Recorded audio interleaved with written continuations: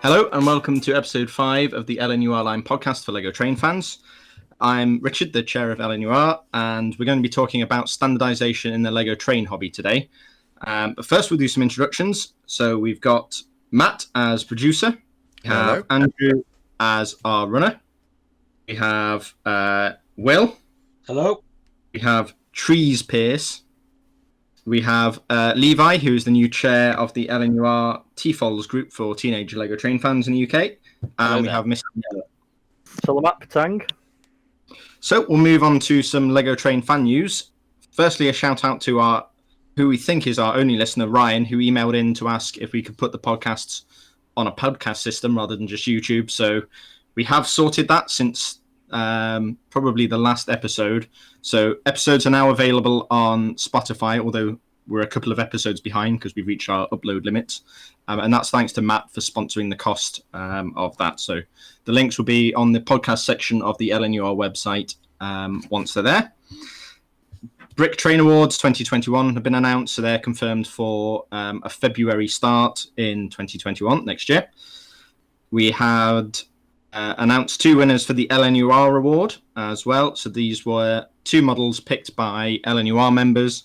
So we had a BR Class 08 or a Gronk by Paul Robinson, and that won first prize. The second prize was Andy Mitchell's Warship, and there's a separate podcast episode that you can go back to and watch that. That's quite a short listen.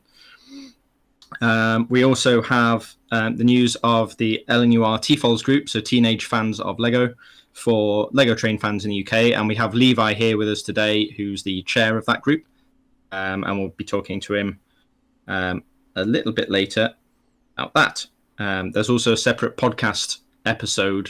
You can go back and listen, just a short 10 to 15 minute interview with him. Where have we got to? Is a new book for LEGO train fans from No Starch Publishing, released in September 2020. It's called LEGO Train Projects by Charles Pritchett, and we've had a bit of a preview of the book thanks to the publishers. So it's 7 models of wagons and locos. So the book contains some inspiration and then instructions for those. It looks quite nicely laid out. I think the models are... I think they're all 6 wide, aren't they? People might want to jump in there and correct me, but I think they're all 6 wide. But there's some nice building techniques from what I can see in there, and it might be nice to support that if you're into books and LEGO trains. We now move on to an update from Bricklink about rules to taxation and how that's going to work, and Matt's offered to cover that for us. Okay, so Bricklink announced earlier this week that they're now going to start collecting VAT in the EU and sales tax in America. This is actually going to be a layered introduction for use of the term. So they're actually going to start effectively with a third party actually working out what VAT applies to the order based on the country, because obviously VAT varies between country and the EU, and then which sales tax to apply if you're in the US. They have said that because they're only in 2 states or registered in 2 states, they'll only be doing those 2 first, but then they'll be adding the laters at a later date.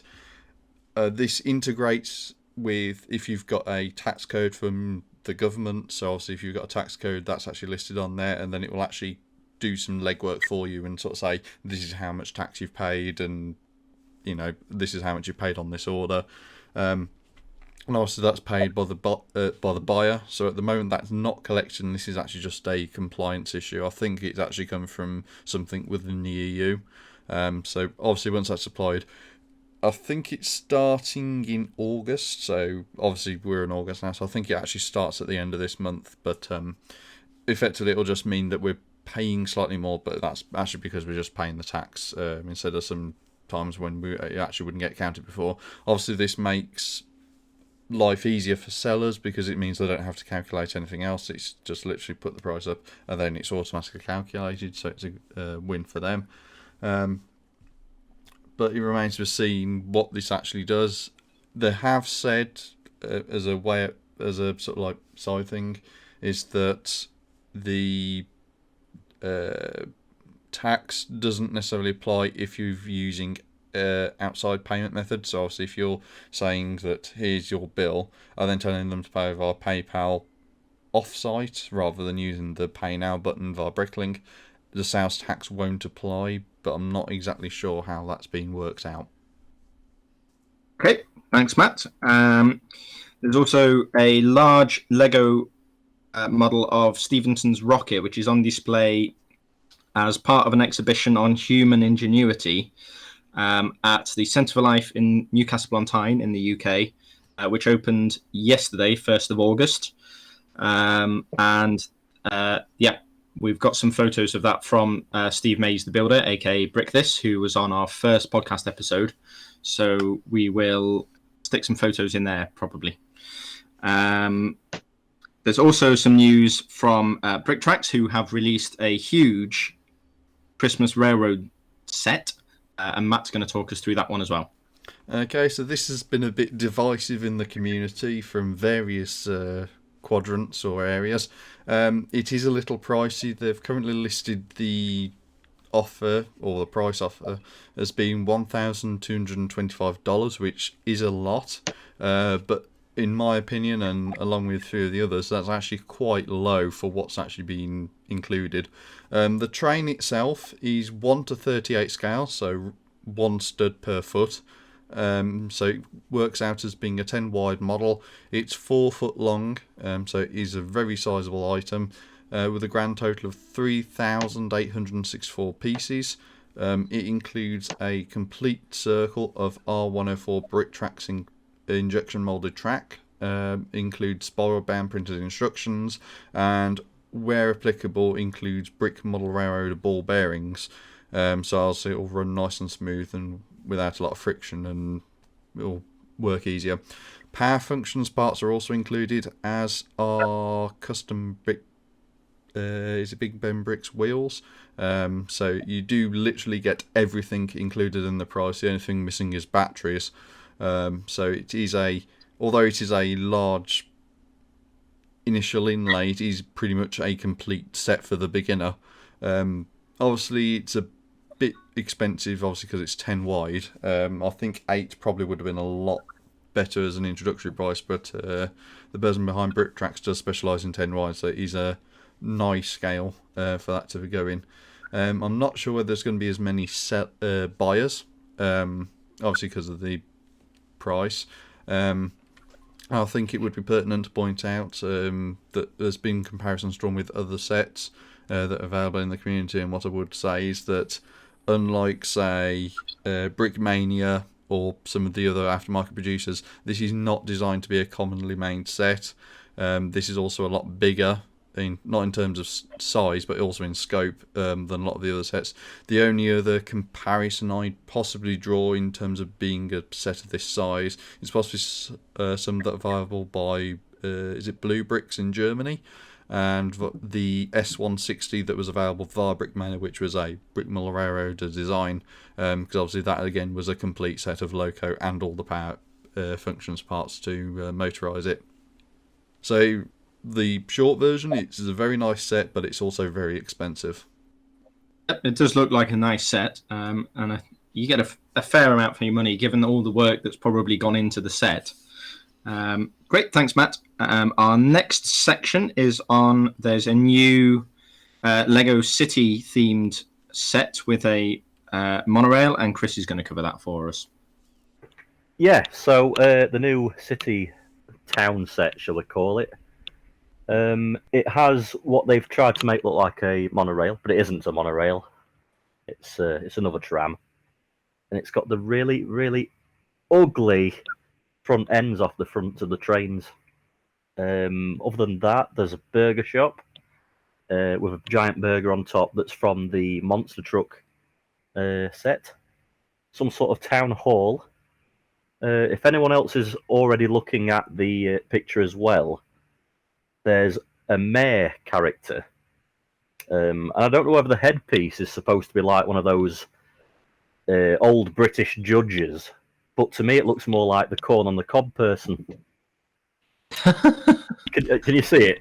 Yeah, it is Yeah. actually supposed to be a corn on the cob. Apparently, the characters that are included tie into the YouTube series Lego do. So obviously, there's Okay. you've got your mayor, you've got a mechanic, which is actually in the garage set. You've got a few of the citizens and the Lego city they've got, and they actually tie into the cartoon series they've done. Oh, okay. So it builds into a story then with all the sets. Yeah. Oh, lovely. I do quite like the limo. Yes. I think I've got a white version of that from an old set with a helicopter in it. Yes. I there's think been it's quite a few. pretty much the same sort of shape, maybe a couple of differences. I mean, it looks a little bit like somebody's tricked it out with those ridiculously fat tires. Yeah, if you put the older type tires on and make it a white colour, I think it'd be the same as the old type. Other than that, there's like a little concert area with a bicycle that would get trashed in a mosh pit, so that's a silly place to put a bike. There's a couple of trees. I don't know what kind they are. Trace might be able to tell us what kind. They're good trees. That's all you They're need to good know. trees. Okay. Excellent. There's some sort of pillar. Obviously, there's no protesters there because it hasn't got four sides around it, bricked up. There's a motorbiker stealing some sort of window. I'm assuming. Oh, it's off the front of the mayor's building. We'll call it the mayor house. There's a word I can't come up with.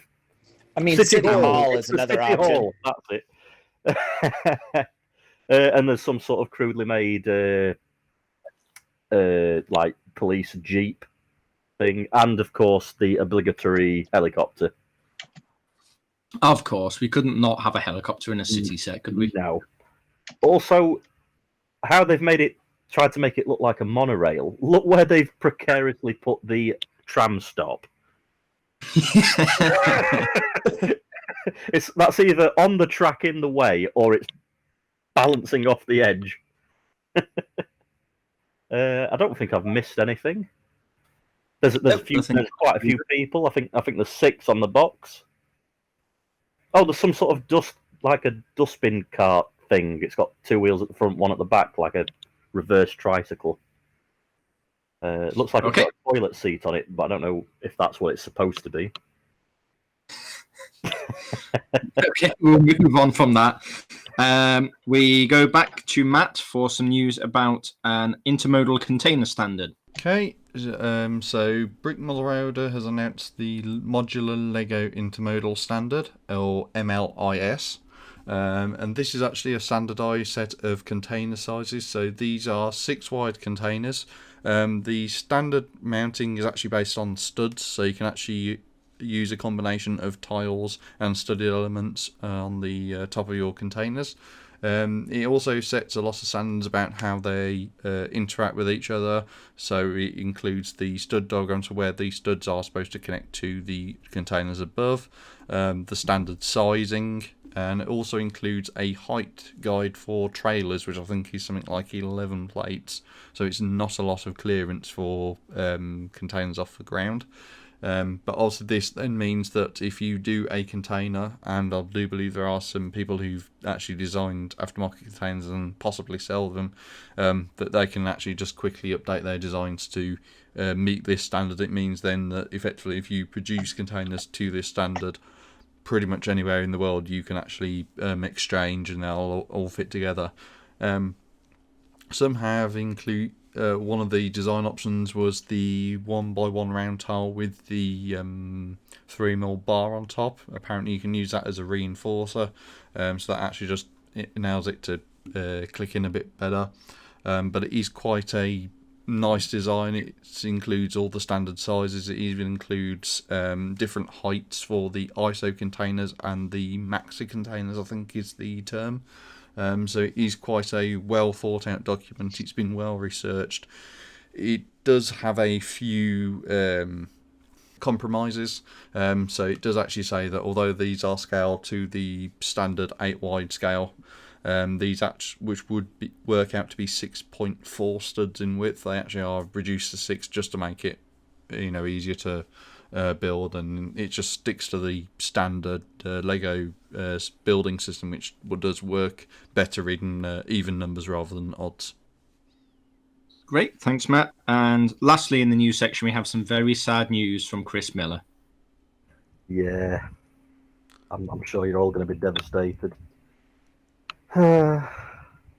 Berlin subway. In my last post, I told you all that there was 46 people who had subscribed to it. In the last hour, it jumped up to 9,999 people.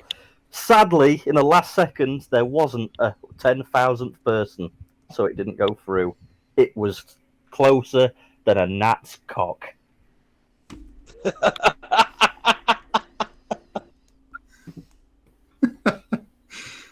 Oh, well, I liked it. Okay, we can move on to Will and his roundup. Before we do that, did you want to discuss the new TrixBrix releases? We can do, yes. So you're going to cover that? Yep. So TrixBrix has announced a massive slew of new releases. For standard gauge people, there is now the R104Y turnout. So this actually fits into the same spacing as the R104s, but it is just a Y turnout. So it actually translates as though if you've got 3 tracks, you can actually go from 3 tracks to 2, and it actually does balance out without having to use 4 turnouts. You actually only need to use 3. For narrow gauge people, they have released brand new wide radius turnouts. I can't remember the exact spacing. It's something like R68, I believe. So those come in a left and right. They've also done a crossover section, so you can actually have a track in the middle, and then the track effectively crosses over that what would be a middle track or middle tracks to cross over between different sides. And they've done a few of the bits and pieces for narrow gauge recently in terms of releases, so they are really pushing narrow gauge, and it would not surprise me that after lockdown we started seeing a whole new slew of narrow gauge designs and layouts on the scene. Hopefully so. Great, thanks, Matt. We can actually now move on to Will and his roundup of Lego ideas. So, today I fancied doing something a bit different, and rather than focusing on rolling stock and trains, which is what we normally look for, I thought I'd go for some railway buildings and infrastructure. First one is simply titled Train Station by a AFOL called Der Bohr. I'm assuming that's something European. It's well, probably German, judging by the build. It's Deutsche Bundesbahn railway station on what appears to be slightly more than a 32 by 32 baseboard. It's a very modern, sleek-looking thing. It packs in a vast amount of detail for its size, where it is quite small. And as designed, has a track going through it and a platform that could have a second track alongside it. Contains bank and ticket machine, I assume he means a cash machine, place to eat, place to drink, and parking spaces. It currently has 744 supporters and 317 days left. And I think it would look quite nice in most sort of Lego City scale cities. Next one is one that will be familiar to anybody who looked at the short list of LNUR votes for the Brick Awards.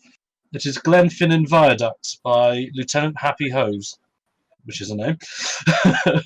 It's just the viaduct. There's no locomotive or rolling stock on this one or other scenery. And it's simply a curved viaduct in the style of many a British viaduct. And that one has 199 supporters and 220 days left. Personally, not sure that one's ever going to make it through, and even if it did, I can't see Lego picking it up, but it would be bloody awesome to have some sort of vaguely modular viaduct system introduced, because we need a few more bridges on our railways. We do. Yes, we do. Next one is, again, another massive one that probably won't be picked, even though it's doing quite well at the moment. The rail-mounted gantry crane by Papat 08 project. This is a BNSF crane for a dockyard, which goes over a road and 2 tracks to move containers between the 2 mediums of transport. It looks absolutely spectacular. For somebody who's had to do minifig scale staircases. The staircases alone on that make my eyes water, because those things are not easy to make right. Currently has 2,084 supporters and 104 days left. I would like to see. I think of the ones I've picked this time, this is the one I'd like to see the most, just because it looks really great and it'd go well with everybody's Mersk sets that they've still got. Next one is next one is a bridge again. This one micro scale, and it's the Cape Cod Canal Railroad Bridge. This is a lifting bridge with working mechanism, unpowered as it's seen here, but I would imagine it wouldn't be too hard to power.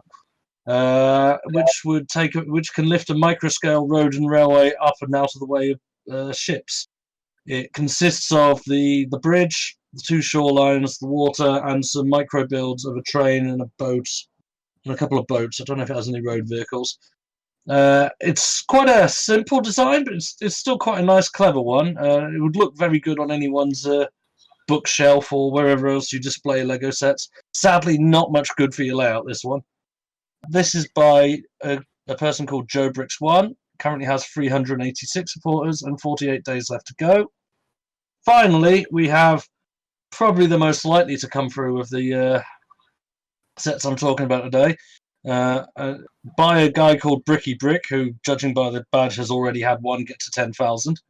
And this one's called 145 Boulevard Street. And it is a high-level railway station going and building and surrounding street area. It's very nicely built, very much in the sort of standard and designed to fit in with modular buildings. Would cost an absolute fortune, though, so I can't see it ever getting further than the 10,000 stage. But it looks amazing, and I would like to see that one go through as well, just because it's a really nice-looking building. Any questions?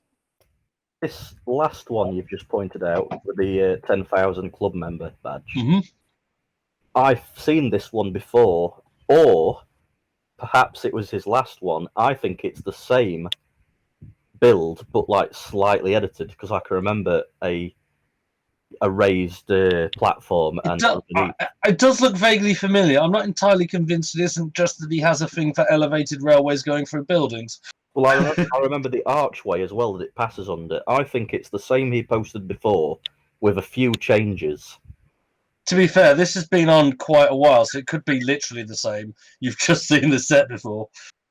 Oh, it's a long time ago when I saw it last. But now, to get to 5,000, you're given a couple of years, aren't you? You do, so maybe it is the same one. Oh well. I've had a look at their previous submissions, and it's not showing up as a previous submission. Yeah, I just think this one's been around a while. So. Fair enough. So I think it's just been... It's very cool anyway, I really like that. Yeah, it's just one of the sets that's been over... Oh, sorry. It's just one of the sets that's been oversaturated because it's advertised everywhere, trying to get votes. Hey, I don't think it's even staff supported, this one. Oh. Brain one. Then I guess I take it back. But I think he probably... The fact that he's managed to get 10,000 before, he's probably a guy who knows how to play the system, so he's probably promoted it himself. Or he goes on Facebook, every group, and goes, look at my thing, look at my thing, look at my thing. Yep. And Eurobricks and everywhere else. It's the only way to do it. Unless you've got Back to the Future or Queen, it's the only way to do it. Crowdsourcing at its finest. The only other issue I see with this, other than the pieces cost, is the fact that it's raised. I mean, from a rail point of view, it's going to be a little bit of a nightmare to fit it in with everything else. But it is nice. I do like the fact that he's built it to a modular standard. If you look on the side of the building, there's a very obvious Technic pinhole for the next building along. Yeah. I mean, I suppose if you do it like a lot of people do their modulars, where you just have a street, then you've just got a railway crossing the street, and you don't need to connect to the either end of it.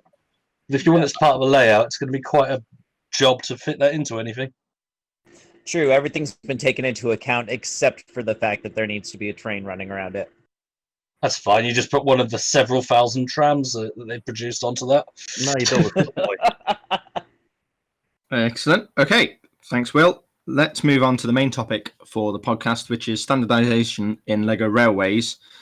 So what is standardization? What are its aims for? And I'll open this up to the members in a second. I think basic aim of it is it's fine if you're building your own city in your house and no other builders are involved.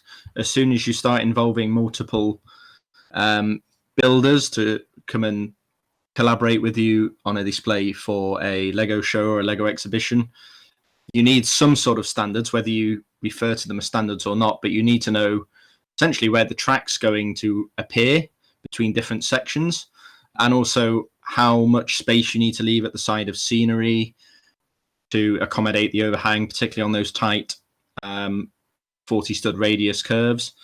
So the aims of standardization are to create a system that at least most people agree on, hopefully, to build a collaborative Lego railway. And I'm going to open this up to members now. So do we have any more thoughts on what standardization is useful for? What are the aims behind it? It's so when two members bring their stuff along, to be technical, it doesn't end up looking a pig's ear. I mean, the ideal of standardization is the guy who sets the standards follows the standards, as well as the people who run on his railway. Hey, Carter. All of my mainline displays do follow standards. Thank you. I remember North Knots last year. Oh yeah. As long as it's less than 8 wide, it'll fit. Humorous, which is less than 8, which is 8 wide at the cylinders and less than 8 wide elsewhere, immediately mounts on his scenery that goes straight into the track. We know you follow standards. Many different standards all at once. Most of us don't have any standards, let's be honest. So I guess there are a couple of different types of standard. So there's maybe a scenery standard, so that if you've got hills and the hill continues between two different sections built by different builders, then you need to know the height of the hill and where the crest is and things to line up. There's a loading gauge standard, so will a specific locomotive fit around the track and the tunnels and the bridges? Are there any more? I think they're the main ones for railways. Now you got to watch out for low-hanging trees. I think I'd also include a ballasting standard as well. Obviously, because that would then differentiate your height between the actual track bed and actual rail height. Yes. With a lot of the American ones, do they not just say the track height has to be so many plates above the ground, and then the ballast standard is whatever you want, as long as you ensure that your board attaches and the track is at the right height? Sure, yeah. I don't know why you're asking about the American standards when none of them are here, but hey. But no, I mean, they're the ones who have standards. We don't really have any British standards. I do think a lot of the American standards is based on the height of the track off the floor, as opposed to off the bottom of the base plates. It's basically how you connect the boards and what height the track is. The rest of it's pretty much left up to the individual, from what I understand. True, because then at the ends of where the Technic plates or the Technic pieces connect, you just kind of blend it with the scenery. They don't even do that for a lot of them. They just have, here's my module, here's the next person's module, run the train through it. And then you just see the really clean divide. Yeah, no, you're not wrong. I mean, I think it's a good way of doing it, because when you can't collaborate in person, it's quite hard to make everybody's fit perfectly. And if you're going to have a jarring cut, own it rather than pretend it's not there. True. No, you're not wrong. Because, I mean, at least it's uniform at some point. Or everything runs. As long as it runs, then everyone will be a little forgiving. Yeah. The main thing is, if you want to be a proper railway modeler, certainly the way I've seen the bigger American groups do it will upset you. Because I have seen a model railway in the UK that did exactly the same thing, and they're just like, nope, this module ends. Now we're in a desert. I mean, that's how you separate your own creativity, though. You can say, oh yeah, you see the desert? That's mine. That's my part. It's safe to say it was an American layout, but it was by a British club in Britain. Having driven through Texas before, I can say there's part of Texas where the real place actually looks like that. You're just driving along. Just a straight line, complete with branded studs. Yeah, it's the state border right into Louisiana, just immediately cut off. No, it's just like all grass and houses, and then abruptly ends desert for 40 miles, and then houses, grass, abruptly ends desert. Isn't that just Las Vegas? And it just looks like that. It's really weird. Advantages and disadvantages of using standards. I think for me, one disadvantage is something we've just mentioned, which is if you don't coordinate it, there can be a very unsubtle boundary difference between one section and another. And for me, if you're trying to make a layout, you want something that looks quite cohesive and at least blends between the sections reasonably well. Are there any others? I mean, that's the reason for standardization in the first place, right? Is that everything kind of works cohesively. Since we're using Lego brick, there's no room for flexibility. So once it's built, and you can't really reassemble it on the spot at a convention. Actually, I'd have to say Lego makes it a lot easier. So, but anyway, I've always been a bit wary of standards. I've had some disagreements with the I can't remember the lot on Facebook, the American lot on Facebook. You've got to be careful with standards. Whilst it makes it easier to set up shows when you're remote from each other, it also restricts you a lot. There was talk at one point of following the standard on the. I really can't remember the name of the group, but follow their standard. And I was like, hold on, their standards only work if you're doing 2-track American main lines. It doesn't consider British styles of railway at all. No, I saw that too. That was Penlug's layout. You're not wrong. I think Penlug used the same standard as a bunch of other people. There's this entire Facebook group. I should find it on. I can't remember the name, so I can't find it. But no, it's like you've got to know what you want to do with a standard. I think a standard, which is basically right. We are a bunch of people. We want to show our creative output. We're not worried about being in a realistic model railway. We just want to show what we can do with the thing, and we haven't got enough space, track, time, money to each build a separate layout. Let's say how our lines connect, and the rest of it is whatever you want to do. That standard's fine, but if you want to do a proper railway, you've got much more specific standards, which then stops a lot of people doing what they want. Like, I want to build a branch line. I can't build a branch line on the American standards. It's just not included. You can't you? No, they won't even. They don't even countenance single track. The reason I stopped stopped inputting in that Facebook group is I kept saying, look, what about guys who'd like to do a single track modules? No, you just have to have a turnout at each end to make a double track again. I was like, right, okay, not for me then. They're pretty keen on having the 2 continuous loops, and at a show, I think I can understand that because what you want is movement. We often criticize traditional model railways displays because they'll run to a timetable. So the layout might be at a show for 8 days, but they might run 8 trains to a realistic timetable. And for what they're trying to do, because what I understand is most of the American Lego groups spend more time at model railway shows than they do at Lego shows. So they want that. They want to showcase as much as possible in as small space as possible. They don't live near each other, so they tend to only get to assemble it on the day, and they just want trains running. And I understand that, but for us, for the LNUR, we already have 2 railways that are pretty much continuously running. Most of our shows are Lego shows.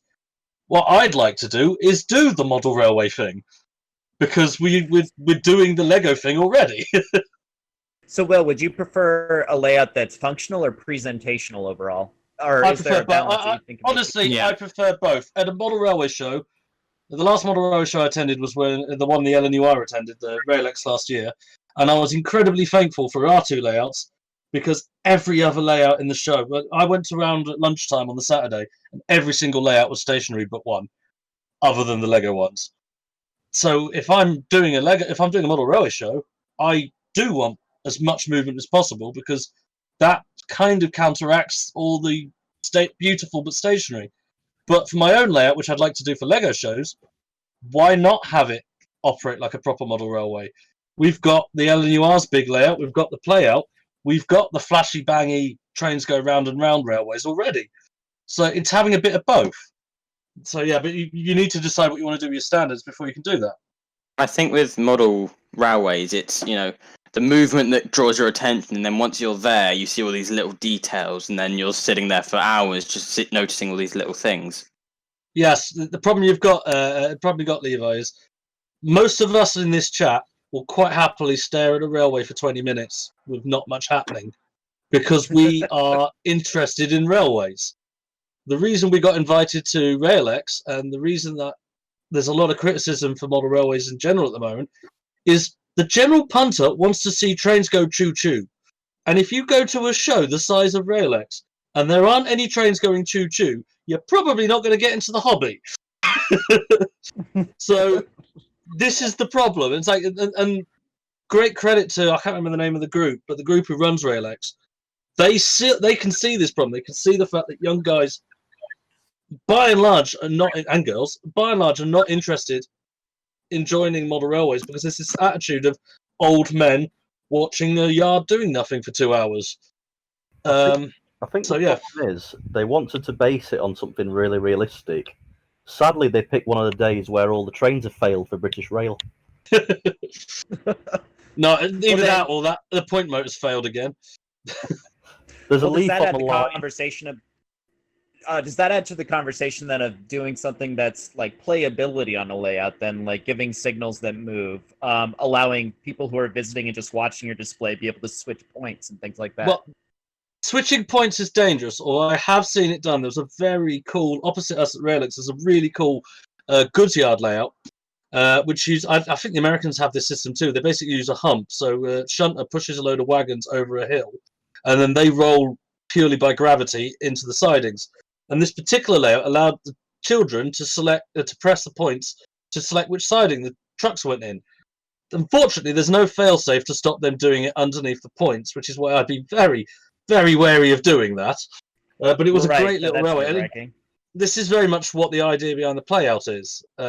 It's a railway for kids to play with the toy trains that we show off. It's not indestructible, but it is durable. Yeah, to be fair, it's Lego. It's going to break. The story of my West Coast Electric is legendary now for how quickly it got destroyed by a child. But it's what happens.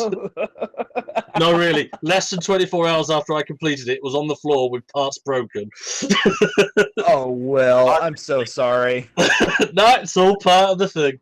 But I felt sorry for the poor kid. He'd literally just walked through the door, put his piece of paper down to mark off a minifig he'd seen, and then the train drove straight over it. This is why you put memorable. This is why you put your 9 volt in the loco, not in the coaches, and it stops quicker. Anyway, but no, it's again, it's back to the venue. Like, if you're at a model railway show, you've got a million beautifully modelled railways where nothing happens. You need a standard that encourages you to have something moving all the time, have it colourful, have it interesting. If you're at a Lego show, maybe you need a standard for your next layout that is, this is what we can achieve with Lego and how detailed we can get, because there's other flashy things. There's a what do you call it, the ball contraption, there's the big layout, there's all these moving pieces, there's all these flashing lights. There's plenty for people to look at and go, wow. But you want the things that people like the Hogwarts Castle that was at Shildon, which doesn't do anything, but it's just astonishing for its sheer scale.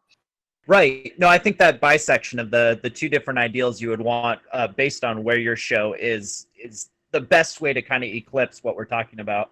Where if it's at a Lego show, you want it to be presentable, you want it to look good, you want it to be displayable. If you're at a train show or at a rail show, you want to make sure that it's functional so that everyone can kind of watch trains running and get what they came for. Right? Am I wrong? That's spot on. Yes. Okay.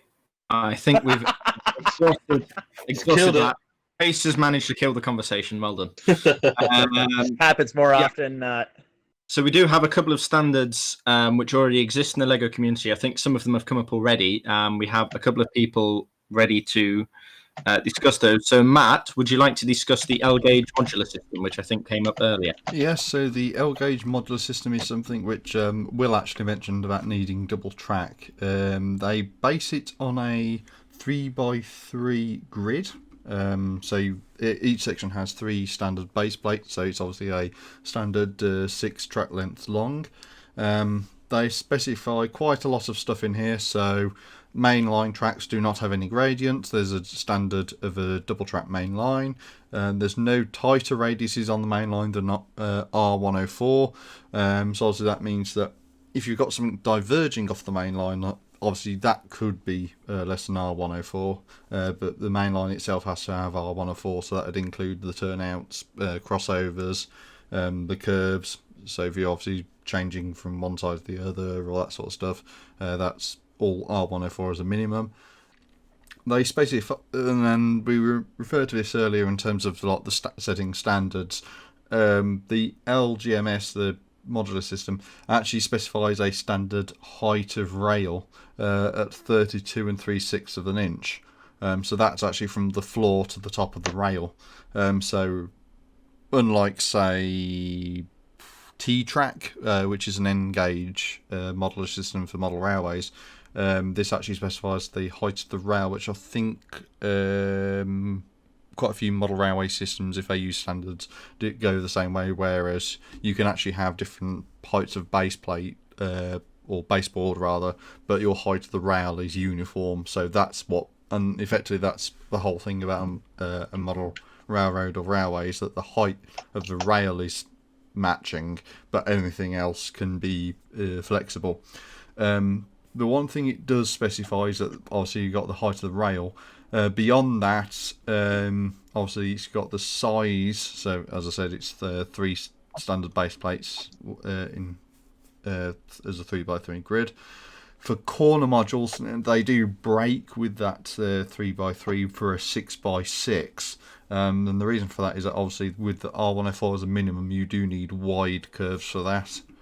So obviously it's quite big in terms of parts investment to go around a corner. And that does actually lead to a lot of wasted space as well, because they specify for the standard module that the 2-track main line is actually in the middle. So obviously you've got, on a corner module, you've got this absolute huge wastage of space on the inside and outside corners. Because obviously you've got effectively a 3x3 grid on the inside that's not being used, and then you've got a space on the outside that's not being used. So you've got quite a lot of space for scenery, but at an impact of you're further away from the track, and it's probably not an issue in terms of dealing with derailments or something like that, but it just seems a bit of a waste of space to me. I'd sooner have better access to the track, just in case there is a derailment. Obviously, I don't think that would be necessarily in the standard, but obviously that is a bit of a concern if you're operating it as this is designed for. We do mention branch line. Branch lines can be done however you want. The only thing I do say is that if they're connecting across module, they have to be matching. So obviously that does depend on the builder or builders. If you're if there's multiple people in there, there's no minimum radius for the branch line modules. Obviously, for those who do trams, you can use your R40s without any issue. They do specify a maximum gradient of branch lines as a maximum of 1 plating height per 16 studs, which means that you're going at 1 plating height for a standard track panel length, which is pretty much standard across the Lego trains anyway. I've not heard of anyone going really above 2 plates, purely as a power issue. It don't specify much of anything else. The only thing I do specify is in section 10. They do specify that all tracks should be ballasted. Scenery should cover the table or bench work, and the end of the module should all be flat to prevent any unwanted cliffs. Flat is defined as no extra senior features above the normal mills height. So obviously this is actually a bit different in that this says that at the edge of the baseboard there shouldn't be any, it should be flat effectively, which kind of precludes, if you're going to read this as gospel, to use the phrase, there'd be no background scenery, no hills, you wouldn't have any lakes or something like that. And obviously I think there would be a flexibility option. So obviously if you're doing a lake, for example, as an individual person, you'd be allowed to do that, but if you're going across modules, if you're reading this as is, you wouldn't be able to do that. And interestingly enough, I think this is a bit of an odd one. Point 12 on their standard is that mainline trains should be run in a manner which replicates driving in the United States. In essence, trains running on the outer main line closest to viewer should run counterclockwise, and trains running on the inner main line closest to the inside latch should run clockwise, which I'm kind of surprised about, because obviously that means that effectively you're saying the standard is for US standards, or I think Europeans do the same thing as well. So it just seems a bit weird that you'd include something about operation when even on modern railways you actually have bi-directional signalling, so it just seems a bit archaic to actually specify that there should be a standard mode of operation. Now, there's not too much else really I can say, because a lot of it is pretty standard in terms of what you'd see in a standardised document. They do specify a good lot of standard terms. So it specifies that for mainline, for example, that one of two independent tracks to be used for loop running. Any LGMS model out will have mainline at the least. So effectively, it's saying that the LGMS module will have two tracks as a standard, and any more is up to the builder. So it's quite an interesting read, but obviously I think as Will's mentioned, it's something that I think it's very restrictive in the fact that it specifies a lot of minimums, minimum radius, minimum of two tracks, and minimum of scenery, and I think that's, for exhibition running, that's a bit inflexible.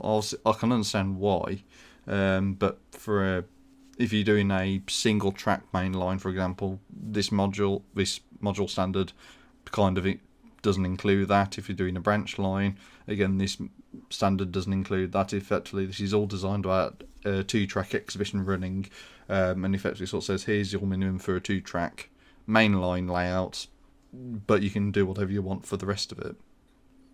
Great, thanks, Matt. We've also got the modular integrated landscaping system for Lego, which is the MILS system, and Levi is going to talk us through that one.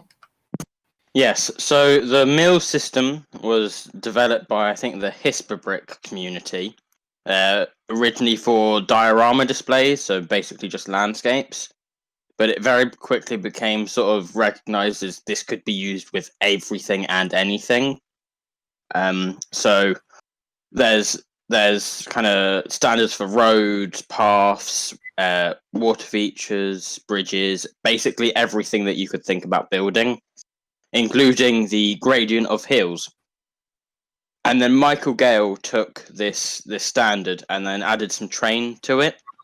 So he's sort of designed level crossings over roads, track elevation transition modules when you want to go from no base plates to MILS standard, which is a base plate, a brick, and then a plate.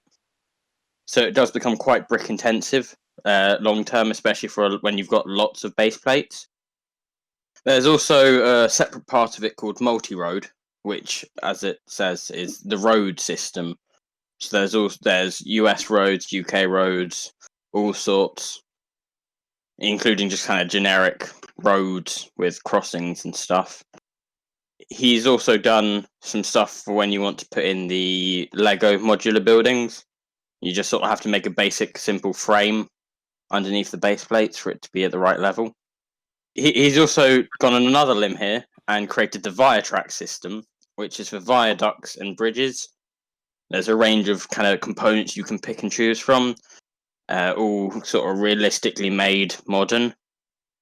And they are some pretty good, the pretty good designs, and I've been told they are quite sturdy as well. Great, thanks, Levi.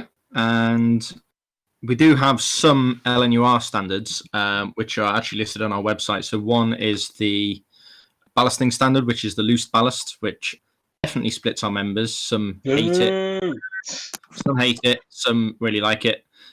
We also have a loading gauge standard, and that sort of works most of the time. As long as Matt doesn't run his huge American locos on it, it's generally fine. It's all right. The playout will fit them where they deserve to be, driven by the children. True, and crashed onto the floor, preferably. Do Do we have any more points about standardization? Anything we've missed, do we think? So I have dabbled in MILS, and Levi is not joking about the brick intensity of it. What I will say is it builds remarkably strong structures. My engine shed is based on 3 mils baseboards, and I can move that thing around. I mean, it's obviously got some pins in the walls to attach itself together as well, but the baseboards provide an incredibly strong base to pick things up with, so it actually makes moving stuff around without completely disassembling it a lot easier, but it is horrifically expensive. Yeah, I've got a 36 base plate model of my school that I use the MILS kind of standard for connecting base plates. I must have spent hundreds of pounds just on bricks to go inside. But it's I strong. lug bolts. I often throw them at people and it doesn't break. I lug bolts, and that's the only reason I've got the baseboards to that and the 20 or so other baseboards that I intend to use at some point.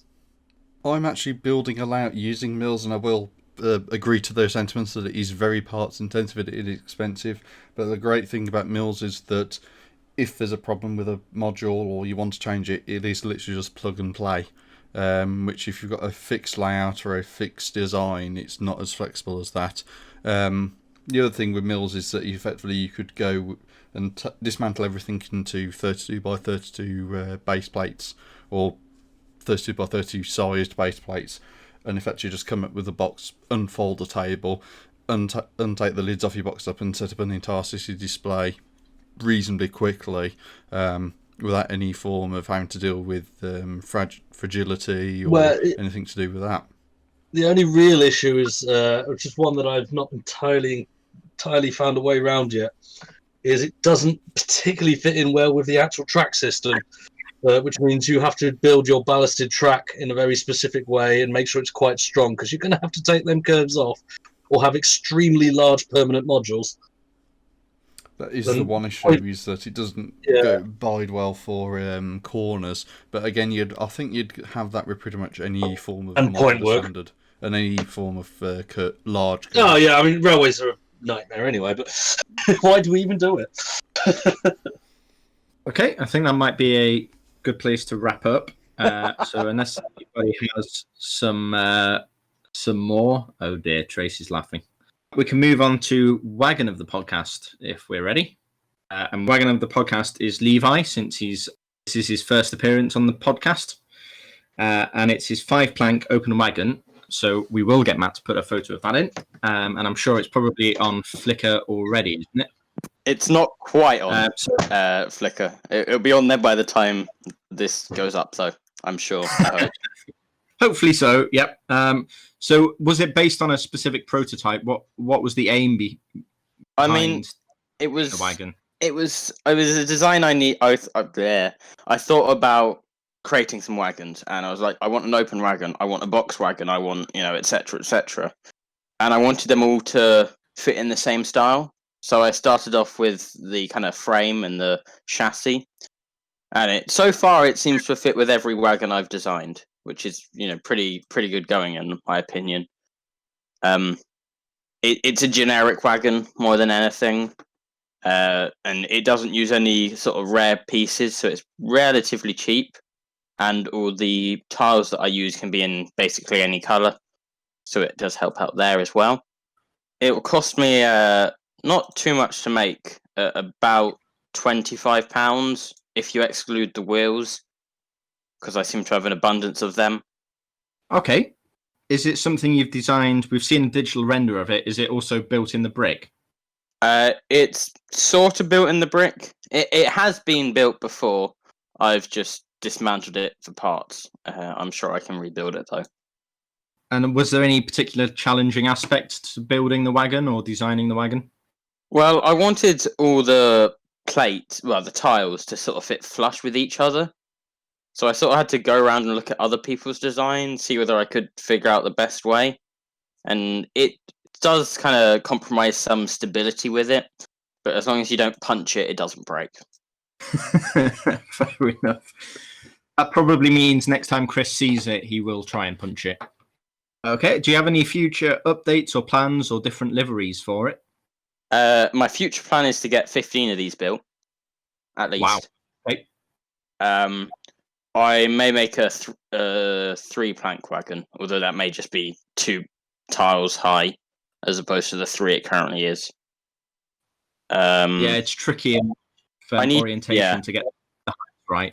I need to work on some form of load for it, whether I just sort of put loose tiles and plates in, or whether I, actually brick build stuff.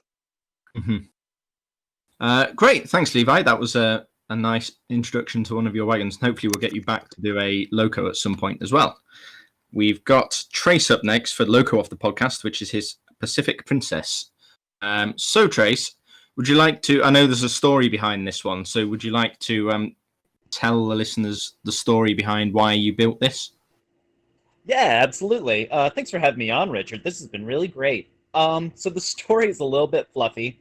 The Princess Pacific was actually a hybrid engine based on the Pacific class and the LMS Princess class. The two engines are really big express locomotives. When I think of them, I think of an elegant locomotive. I wanted to build something big. I wanted to build something kind of different, but I didn't want to do it just for the sake of doing it. Plus, I've been on this role of trying to find really interesting liveries to work with. So fun fact about myself, I'm getting married hopefully in the next coming year. And like people who have ships or who name their personal property after the women in their life, I decided to build an engine that I could name after my fiance, who I love very much. And so hence the Princess Pacific was kind of born out of not necessity, but more out of adoration. And so it's got the white and black to sort of just complement wedding colors. The gold is there for wedding bands, and then I think it's a very elegant looking engine, which I think encapsulates the general disposition of my future wife. And so, yeah, it turned out pretty okay. I'm happy with the hybrid that it is. And I think we do need to ask: is everybody listening on the podcast invited to the wedding? Absolutely not. And that's not because I don't want you there. That's because I know that financially it's fiscally more important for you to stay on your side of the country. That seems fair. Yep. So do you tend to build your locomotives digitally first, or do you always build them in the brick and just order in extra parts from Bricklink and Brickowl and things like that? So what's really strange is that the two engines that I have built that I haven't planned and I haven't used Lego Digital Designer or Studio for have been the two engines that I've named after people or individuals in my life. The other one being my LBSC E2 tank engine named after my dog, Donut. So no, it was just kind of a free-form build. I was trying out different techniques here and there. And what's really great is that I'd already built a A1... No. Go back. I'd already built a Tornado replicant from Isaac Smith's designs. And so I had kind of a good foundation for starting with a wheelbase and going up from there. Cool. Do you have any carriages that fit with it? It's sort of a fictitious locomotive, but I've seen a couple of videos on your Instagram account, I think. Yeah, so I haven't made any like fantasy carriages or anything for it to carry. Right now it's pulling either a rank of Pullmans or I just made some MK1s that don't look too shabby behind it, but I think before the wedding date actually approaches, I would like to make some sort of regal train for it to be towing behind it. Great, thanks, Trace. I think that's about it for the podcast. So we're just going to do some thanks to members who participated, particularly to Matt, the producer, who spends a lot of his free time editing the podcast instead of building. To Andrew, the runner, who's been posting links and images relevant to the podcast so people can follow along as we're recording, which is really helpful. Thanks also to Will, Trace Pierce, Levi, who's our new chair for the TFOL group, and Chris Miller. And before we finish, Levi's just going to do another shout out for the Teenage Lego Fan group, LNUR TFOls. So hopefully he's still here. I am. Yes, the LNUR TFOL group is a group for teenagers that like trains and Lego. Those are the only necessities. It's for between 14 and 18-year-olds. There'll be a link in the description, I hope, to the LNUR page about it. Yep, we can do that. Thanks, Levi. And episode 6 of the podcast, which I'm not sure we have a recording date for, but I imagine it'll be a couple of weeks' time, will be a Lego Trains FAQs. So we're asking Lego Train fans for their questions about the hobby, and we will try and do our best to answer them. at least partially sensibly.